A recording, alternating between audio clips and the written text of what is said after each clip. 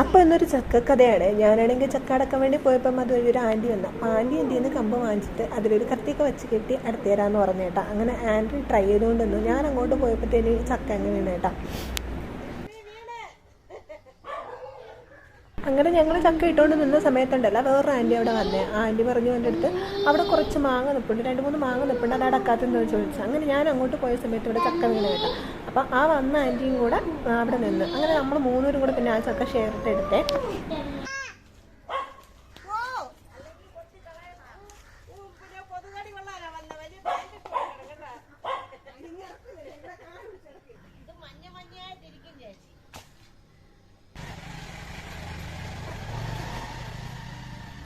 അപ്പം അതേ അടുത്ത് വീടിൻ്റെ അടുത്തുള്ള ഒരു അങ്കിളും കൂടെ വന്നേട്ടാ.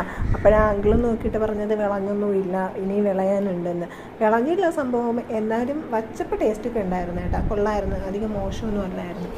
പോകുന്നവരെല്ലാം വഴിയെ പോകുന്നവരെല്ലാം നോക്കിയിട്ട് പോകുന്നുണ്ട് എന്താ ഇവിടെ എല്ലായിടവും കൂടെ കയറി കുറ്റിയടിച്ച് നിൽക്കുന്നതെന്ന്. അങ്ങനെ ഞങ്ങൾ 3 പേരും കൂടെ ചക്ക ഷെയർ ഇട്ടിട്ട് 3 പേരും 3 വഴിക്ക് അങ്ങ് തിരിഞ്ഞു കേട്ടാ. അവിടെ ഇട്ടാ ഞാൻ എടുക്കാം.